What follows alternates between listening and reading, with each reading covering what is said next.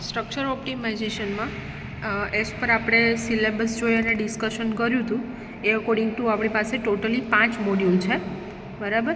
અને એ 5 મોડ્યુલમાંથી first module છે જે બેઝિક ઇન્ટ્રોડક્શન છે, ઓપ્ટિમાઇઝેશન શું છે, અમુક બેઝિક ટર્મિનોલોજી છે, ડેફિનેશન્સ છે, એન્જિનિયરિંગ એપ્લિકેશન છે ઓપ્ટિમાઇઝેશનની, એના બેઝિક પ્રિન્સિપલ અને પ્રોસિજર આપી છે આપણને, અને ડિફરન્ટ ક્લાસિકલ મેથડ આપી છે ઓપ્ટિમાઇઝેશન માટે, અને એના ઇલેસ્ટ્રેટિવ એક્ઝામ્પલ્સ છે, બરાબર. એટલે આજના વિડીયોમાં આપણે આ ફર્સ્ટ મોડ્યુલ છે એ કમ્પ્લીટ કરીશું, બરાબર. ચલો, તો ફર્સ્ટ ઓફ ઓલ આપ્યું છે આપણને ઇન્ટ્રોડક્શન ઓફ ઓપ્ટિમાઇઝેશન, બરાબર. તો ઓપ્ટિમાઇઝેશન છે એ શું છે, તો કે કોઈ પણ આપણી પાસે સિચ્યુએશન છે, એ સિચ્યુએશનની અંદર બેસ્ટ રિઝલ્ટ આપણે જ્યારે ઓબ્ટેન કરીએ છીએ એને આપણે ઓપ્ટિમાઇઝેશન કર્યું કહેવાય, બરાબર. ડે ટુ ડે લાઈફની અંદર એઝ અ સિવિલ એન્જિનિયર આપણી પાસે ઘણી બધી એવા પ્રોબ્લેમ્સ છે કે ઘણી બધી સિચ્યુએશન એવી ક્રિએટ થાય કે જેમાંથી આપણે કોઈ સોલ્યુશન ફાઇન્ડ કરવું પડતું હોય. મટીરિયલની અવેલેબિલિટી છે, બરાબર, સાઇટ ઉપર કોઈ અધર લેબરની રિક્વાયરમેન્ટ છે, ઓર કોઈ એની પ્રોબ્લેમ, બરાબર, કે જે સિચ્યુએશન છે એના માટે આપણે કોઈ એઝ એ એન્જિનિયર ડિસિઝન લેવું પડે, બરાબર. તો એ ડિસિઝન માટે શું કરીશું આપણે, તો કે નંબર ઓફ ઓપ્શન્સ ફાઇન્ડ કરીશું કે જે બેસ્ટ રહેશે આપણા પ્રોબ્લેમના સોલ્યુશન માટે. તો જે બેસ્ટ રિઝલ્ટ આપણે એમાંથી સિલેક્ટ કરીએ છીએ, બરાબર, એને આપણે ઓપ્ટિમાઇઝેશન, એ સિચ્યુએશન માટે એ ઓપ્ટિમાઇઝેશન કર્યું એવું કહી શકાય, બરાબર.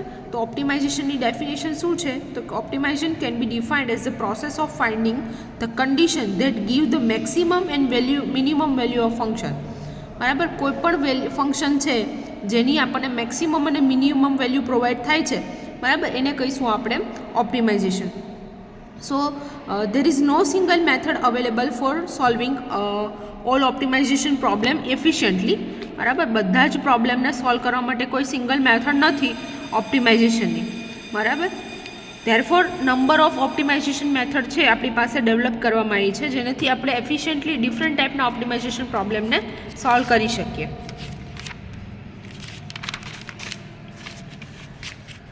બરાબર. એટલે એ બેઝિક કન્ડિશન હતી ઓપ્ટિમાઇઝેશનની.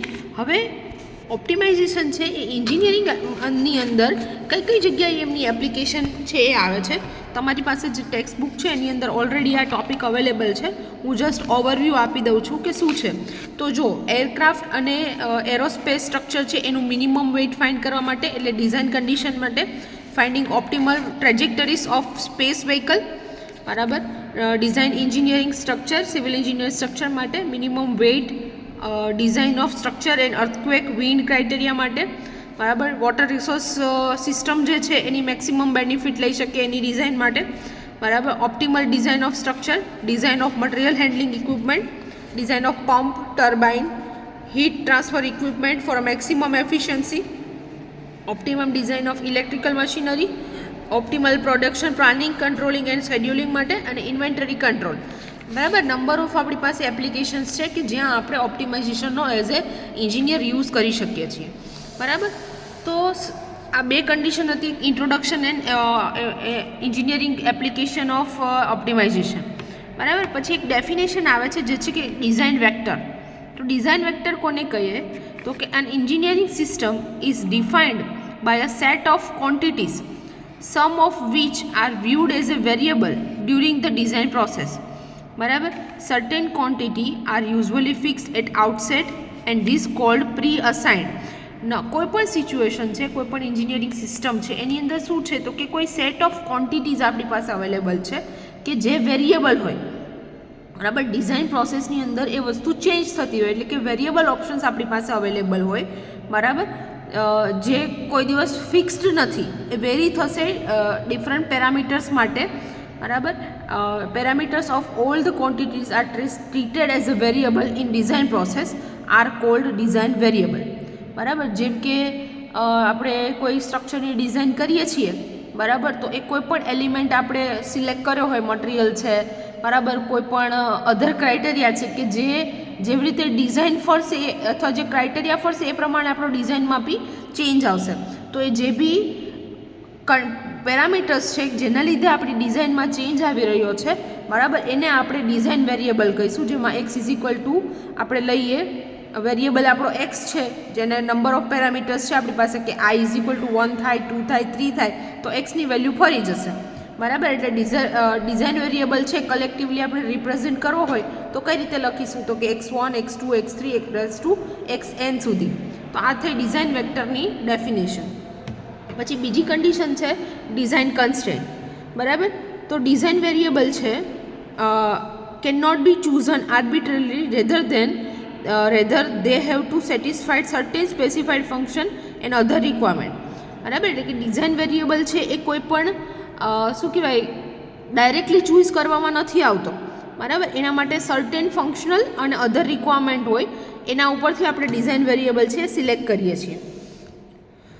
બરાબર. The restriction that must be satisfied to produce an acceptable design are collectively called design constraint. બરાબર. કોઈ રિસ્ટ્રિક્શન છે જે મતલબ કે રૂલ્સ રેગ્યુલેશન સેટિસ્ફાઈડ થાય પ્રોસિજર માટે ઓર જેની આપણે એક્સેપ્ટેબલ ડિઝાઇન કરી શકીએ એના માટે જે પણ રૂલ્સ રેગ્યુલેશન છે એ સેટિસ્ફાઈડ થાય તો એ બધા જ જે પેરામીટર્સ છે કલેક્ટિવલી એને આપણે ડિઝાઇન કન્સ્ટ્રેન્ટ કહીએ છીએ. બરાબર.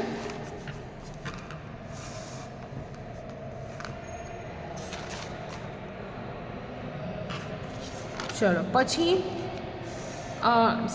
નેક્સ્ટ પોઈન્ટ છે આપણી પાસે કે basic principle and procedure of optimization. તો શું છે? તો કે એની optimization method consist of performance measure with independent variable. બરાબર. કોઈ એક ઇન્ડિપેન્ડન્ટ વેરિયેબલ છે એનો યુઝ કરી અને આપણે જે છે ઓપ્ટિમાઇઝેશનની પ્રોસિજર કરીએ છીએ. A set of equality and inequality constraint that constitute the model of system. બરાબર. ઇક્વલ કન્સ્ટ્રેન્ટ્સ બી હોય અને ઇનઇક્વલ કન્સ્ટ્રેન્ટ્સ બી હશે. એ બંનેને કમ્બાઈન કરીએ ત્યારે એક આપણી મોડલ ઓફ સિસ્ટમ છે એ બને છે.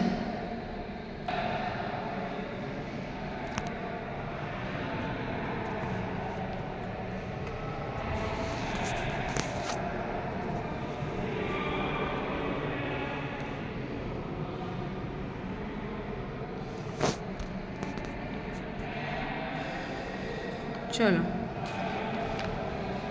આપણે સમજતા હતા કે ઓપ્ટિમાઇઝેશન કન્ડિશન છે એના માટે ઇક્વાલિટી અને ઇનઇક્વાલિટી કન્સ્ટ્રેન્ટ હોય છે જેનાથી એક આખું મોડલ ઓફ સિસ્ટમ છે એ ક્રિએટ થાય છે. Every optimization problem has a 3 component. બરાબર. કોઈ પણ ઓપ્ટિમાઇઝેશનનો પ્રોબ્લેમ છે એની પાસે 3 કમ્પોનન્ટ હોય છે. ક્યાં છે? તો કે ઓબ્જેક્ટિવ ઓફ ફંક્શન, બરાબર, ડિસિઝન વેરિયેબલ અને કન્સ્ટ્રેન્ટ. બરાબર. આ 3 વસ્તુ ઉપરથી આપણો ઓપ્ટિમાઇઝેશનનો પ્રોબ્લેમ છે એ ક્રિએટ થાય છે. બરાબર. પછી શું છે? તો કે process of optimization is the implementation of structured method, strategies and disciplines and statistics to improve a specific process within a parameter of project and initiative. બરાબર. પ્રોસેસની અંદર શું થશે? તો કે ઇમ્પ્લિમેન્ટેશન કરશું. આપણી પાસે જે પણ મેથડ યુઝ કરતા હશું એની સ્ટ્રેટેજીસ છે, એની ડિસિપ્લિન છે, એના રૂલ્સ રેગ્યુલેશન છે. બરાબર. સ્પેસિફિક પ્રોજેક્ટમાં આપણે એને એ પેરામીટર્સને છે ઇમ્પ્રૂવ કરીશું. There are many ways in which you can adjust a process so that the objectively function better than it did. બરાબર. બધી જ કન્ડિશનમાં શું છે? ઘણા બધા આપણી પાસે રસ્તા છે જેનાથી આપણે ફંક્શનને સારી રીતે એડજસ્ટ કરી અને બેસ્ટ રિઝલ્ટ છે એ અચીવ કરી શકીએ. બરાબર. મેક્સિમમ મિનિમમની વેલ્યુ જે ફાઇન્ડ કરીએ છીએ એ બેસ્ટ રીતે મળી શકે આપણે. Generally you can define process of optimization as a composite of step including identify. બરાબર. This refers two basic condition આપી છે ઓપ્ટિમાઇઝેશનની પ્રોસેસ માટે. એના માટે શું છે? તો કે પહેલો પોઈન્ટ છે આપણી પાસે આઈડેન્ટિફાઈ. આઈડેન્ટિફાઈથી શું થશે?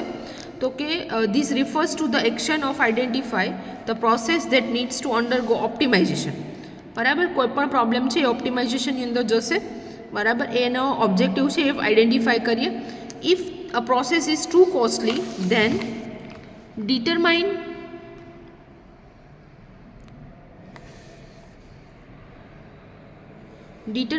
the cause of those concerned too crucial for any optimization method to work successfully. બરાબર. જો સોલ્યુશન છે એ કોસ્ટલી થતું હોય, બરાબર, તો આપણે એને સોલ્યુશન એનું ફાઇન્ડ મતલબ પ્રોબ્લેમ શું છે, કયા રીઝનના લીધે આપણને કોસ્ટલી પડે છે એ આપણે ફાઇન્ડ કરશું અને સક્સેસફુલી ઓપ્ટિમાઇઝેશન મેથડને યુઝ કરી શકીએ એના માટે એ પ્રોબ્લેમને આઈડેન્ટિફાઈ કરશું. પછી reconsider. This refers to rethinking the identify process and examining the purpose critically within the overall workflow, બરાબર. ઓવરઓલ વર્કફ્લો માટે રીથિંકિંગ કરીએ, આપણે આઈડેન્ટિફાઈ કરીએ પ્રોસેસને, બરાબર, રીકન્સિડર કરીએ છીએ અને આગળ વધીએ છીએ. પછી છે implementation. This refers to application of process in a new and more effective manner. બરાબર, જે પણ પ્રોબ્લેમ ડિફાઇન થયો એને એપ્લિકેશન પ્રોસેસમાં સારી રીતે ઇમ્પ્લિમેન્ટ કરી શકીએ એ આઈડેન્ટિફાઈ કરીએ છીએ, બરાબર. પછી ઓટોમેટિંગ પ્રોસેસથી throughout the entire workflow છે એને ઇવેલ્યુએટ કરીએ છીએ અને પછી એને મોનિટર કરીએ છીએ. આપણે સિમ્પલ કોઈ ડિઝાઇન બનાવીએ છીએ, બરાબર, કોઈપણ સ્ટ્રક્ચર છે એની ડિઝાઇન માટેનો આપણી પાસે પ્રોબ્લેમ આવ્યો, બરાબર, જેની થોડી ડિફિકલ્ટીઝ છે ડિઝાઇનમાં, અકોર્ડિંગ ટુ લેન્ડ છે ઓર અકોર્ડિંગ ટુ ડિઝાઇન ક્રાઇટેરિયા છે, કોઈ પણ આપણી પાસે આ નંબર ઓફ કન્સ્ટ્રેન્ટ છે, બરાબર. તો એમાંથી શું કરશું તો કે સૌથી પહેલાં તો આપણે કયો કન્સ્ટ્રેન્ટ આપણને સૌથી વધારે ઇફેક્ટિવ છે કે જેના લીધે આપણું કામ નથી થઈ શકતું એ આપણે આઈડેન્ટિફાઈ કરીએ, બરાબર. પછી મે બી એવું થયું કે આપણે જે કન્સ્ટ્રેન્ટ ફાઇન્ડ કર્યો એ ટુ કોસ્ટલી છે ઓર સોલ્યુશન ફાઇન્ડ કર્યું એ ટુ કોસ્ટલી છે, તો એને શું કરશું તો કે ફરીથી એ પ્રોબ્લેમને રીકન્સિડર કરશું. પછી આઈડેન્ટિફાઈ થઈ જાય પછી એના માટે કોઈ પણ સોલ્યુશન છે એનું ઇમ્પ્લિમેન્ટેશન કરીએ, ઓટોમેટિકલી આખી પ્રોસિજર છે એ કમ્પ્લીટ કરીએ અને પછી એ જ પ્રોસિજર માટે આપણે એને મોનિટર કરીએ કે જે પણ સોલ્યુશન આપણે લાવ્યા છીએ એ સોલ્યુશન ઇફેક્ટિવ છે કે નહીં, બરાબર. એટલે એ રીતે આપણે પ્રોસિજર છે ઓપ્ટિમાઇઝેશન મેથડની. હવે નેક્સ્ટ આવે છે ક્લાસિકલ મેથડ ઓફ ઓપ્ટિમાઇઝેશન, બરાબર. જે આપણે સ્ટાર્ટિંગમાં ઇન્ટ્રોડક્શનમાં જ વાત કરી કે આપણી પાસે નંબર ઓફ મેથડ્સ છે જેના લીધે ઓપ્ટિમાઇઝેશન કરી શકીએ છીએ. કોઈ સિંગલ મેથડ્સ નથી કે જેથી ઇફેક્ટિવલી આપણને ઓપ્ટિમાઇઝેશનનું સોલ્યુશન મળે, બરાબર. તો ક્લાસિકલ મેથડ શું છે ઓપ્ટિમાઇઝેશનની? તો classical method of optimization are useful in finding the optimum solution of continuous and differentiable function, બરાબર. ક્લાસિકલ મેથડ શું છે ઓપ્ટિમાઇઝેશનની? તે ઓપ્ટિમમ સોલ્યુશન ફાઇન્ડ કરીએ જે કન્ટિન્યુઅસ હોય અને ડિફરન્શિએબલ ફંક્શન હોય, બરાબર. This methods are analytic and make use of the technique of different calculus in locating the optimum point, બરાબર. આમાં એનાલિટિકલ મેથડ છે અને ડિફરન્ટ ટેકનિક છે જેથી કેલ્ક્યુલસની અંદર આપણે ઓપ્ટિમમ પોઈન્ટ છે એને આઈડેન્ટિફાઈ કરી શકીએ. Since some of the practical problems involve objective functions that are not continuous and or differentiable, the classical optimization technique have limited scope in practical application, બરાબર. તો આપણી પાસે ત્રણ મેથડ છે. there are three classical methods: single variable function, multiple variable function with no constraint and multivariable function with equality and inequality constraint, બરાબર. આ ત્રણ classical method છે આપણી પાસે, બરાબર. ઇક્વાલિટી કન્સ્ટ્રેન્ટ પ્રોબ્લેમ છે શું છે તો કે ઇક્વાલિટી કન્સ્ટ્રેન્ટ પ્રોબ્લેમ, બરાબર, use Lagrange multiplier method and inequality constraint use the Kuhn Tucker condition for getting optimum solution, બરાબર. બેઝિકલી આપણે જ્યારે સૌથી પહેલો પોઈન્ટ જોયો હતો ઇન્ટ્રોડક્શનનો એમાં આપણે જોયું હતું કે ક્લાસિકલ મેથડની અંદર ત્રણ વસ્તુ છે: trial error method, Lagrange multiplier method and Kuhn Tucker method, બરાબર. તો જ્યારે તમે ક્લાસિકલ મેથડની વાત કરો છો અકોર્ડિંગ ટુ વેરિયેબલ, બરાબર, તો ઇક્વાલિટી કન્સ્ટ્રેન્ટ હશે તો લાંગ્રાજ મલ્ટીપ્લાયર મેથડ યુઝ કરવાની, બરાબર. ઇનઇક્વાલિટી કન્સ્ટ્રેન્ટ હશે તો કન-ટકર મેથડ છે એ ઓપ્ટિમમ કન્ડિશન માટે આપણે યુઝ કરવાની થાય છે, બરાબર. ચલો હવે નેક્સ્ટ કન્ડિશન છે, બરાબર. જેમ કે પહેલી મેથડ આપણે જોઈ હતી કે સિંગલ વેરિયેબલ ફંક્શન હોય તો એના માટેનું ઓપ્ટિમમ સોલ્યુશન ફાઇન્ડ કરવાનું છે. તો આ આપણી પાસે પ્રોસેસ છે, બરાબર. સિંગલ વેરિયેબલ ઓપ્ટિમાઇઝેશન પ્રોબ્લેમ છે એની માટેની પ્રોસેસ આપી છે. તો શું છે તો કે late fx be the continuous function of a single variable x defined in an interval of a b, બરાબર. એક fx જે ફંક્શન છે, બરાબર, જે કન્ટિન્યુઅસ છે અને એનો સિંગલ વેરિયેબલ છે જે x છે એ કયા ઇન્ટરવલમાં ડિફાઇન થાય છે તો કે એ બીના ઇન્ટરવલમાં એ ડિફાઇન થાય છે. તો લોકલ મેક્સિમા કોને કહીશું તો અ function fx which is single variable is said to have a local maxima at x is equal to 0 if all sufficiently small positive and negative value of h, બરાબર, બધા જ negative અને positive value of h હોય એના માટે આપણે x is equal two x0 થાય એ કન્ડિશનને આપણે લોકલ મેક્સિમા કહીએ, બરાબર. અને બીજી કન્ડિશન લોકલ મિનિમા કોને કહીશું? તો કે function of F x with a single variable is said to be local minima at x is equal to 0 if all sufficiently small positive and negative value of h.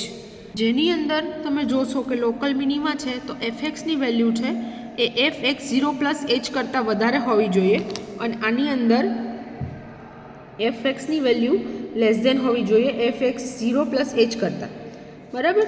તો હવે જે different step છે આપણી પાસે એ આપણે જોઈ લઈએ single variable problems માટેના. તો પહેલી કન્ડિશન આપણી સ્ટેપ 1 શું થશે આપણી પાસે?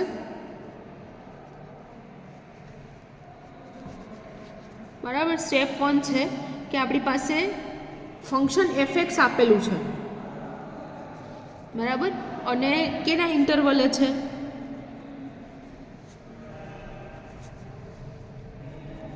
એ અને બીના ઇન્ટરવલે છે, બરાબર. તો શું કરશું? તો કે પહેલાં ડિફરન્શિએટ કરશું. Differentiate F x1 x2 partially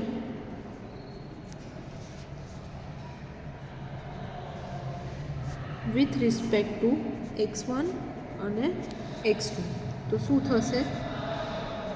del f upon del x1 and del f upon del x2, બરાબર. આ રીતે આપણું ફર્સ્ટ સ્ટેપ ડિફરન્શિએટ કરીશું. સ્ટેપ 2 શું થશે? તો ફોર એક્સ્ટ્રીમ પોઈન્ટ, બરાબર, અગર આપણે ડેટામાં એક્સ્ટ્રીમ પોઈન્ટ ફાઇન્ડ કરવાના છે તો for extreme points first step આપણે એને વિથ રિસ્પેક્ટ ટુ x1 અને x2 ડિફરન્શિએટ કરીશું અને બીજી કન્ડિશનમાં del f upon del x1 is equal to 0 consider કરીએ અને del f upon del x2 is equal to 0. આ બંને કન્ડિશન આપણે સોલ્વ કરીએ, બંને ઇક્વેશન ઇક્વલ ટુ 0 લઈએ, બરાબર. અને આને આપણે સોલ્વ કરશું. Solving this equation we get some point as a1 b1 a2 b2 etc, બરાબર. જ્યારે એને સોલ્વ કરશું તો આપણને આવી રીતે ફંક્શન મળશે, બરાબર. પછી ત્રીજું સ્ટેપ શું થશે? સ્ટેપ 3 આપણને મળશે ડિફરન્શિએટ કરીએ આપણે પાર્શિયલી અગેન, બરાબર. Differentiate again partially. તો આપણને શું મળે?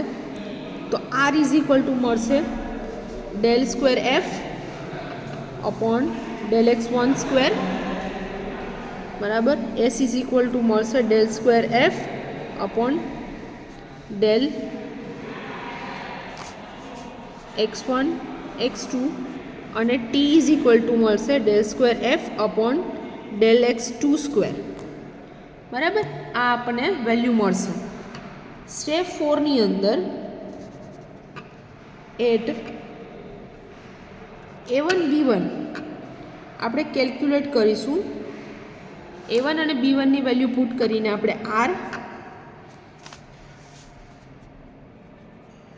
And rt minus x square એ આપણે કેલ્ક્યુલેટ કરીશું, બરાબર. a1 અને b1ની વેલ્યુ હશે, આપણે એક્ઝામ્પલ કરીશું એટલે વધારે આઈડિયા આવશે. a1 અને b1ની વેલ્યુ હશે એના ઉપરથી આપણે આરની વેલ્યુ, બરાબર, અને rt માઇનસ એસ સ્ક્વેરની વેલ્યુ છે કન્સિડર કરશું. હવે એ વેલ્યુ આપણને મળે તો આપણી પાસે 3 કન્ડિશન છે, જેમાં કેસ 1 લઈએ.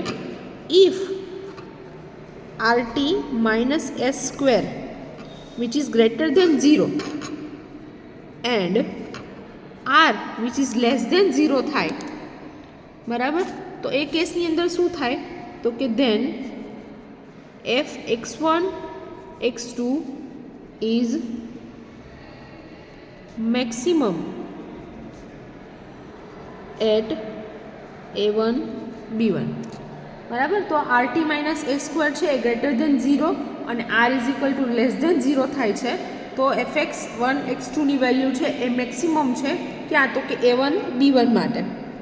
પછી બીજો કેસ છે, શું છે એના માટે કે if rt minus x square which is greater than 0 and r which is greater than 0, then f x1 x2 is minimum at a1 b1. બરાબર? r which is less than 0 થાય અને r which is greater than 0 થશે. બંને કેસમાં value આપણને maximum અને minimum છે એ મળે છે. બરાબર? ત્રીજી કન્ડિશન છે આપણી પાસે, કેસ 3 છે. એની અંદર શું છે તો કે if rt minus a square which is less than 0, then f x1 x2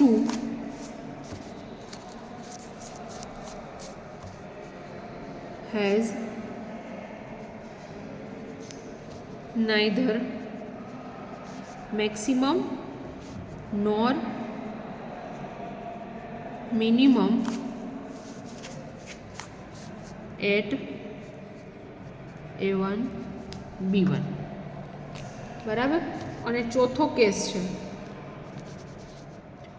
if rt minus a square which is equal to 0, then x1 x2 f x1 x2 has point of inflection at e1 b1. બરાબર? એટલે આ 4 condition ઉપરથી આપણને ખબર પડશે કે maximum value ક્યારે મળશે, મિનિમમ વેલ્યુ ક્યારે મળશે. બરાબર? મેક્સિમમ મિનિમમ નહીં મળે અને કાં તો ઇન્ફ્લેક્શન પોઈન્ટ મળશે. બરાબર? આ આપણી બેઝિક કન્ડિશન હતી જેનાથી આપણે મેક્સિમમ મિનિમમ કન્ડિશન છે એ ફાઇન્ડ કરી શકીએ છીએ. બરાબર? હવે આગળનું નેક્સ્ટ વિડીયો લેક્ચર્સની અંદર આપણે જોઈશું.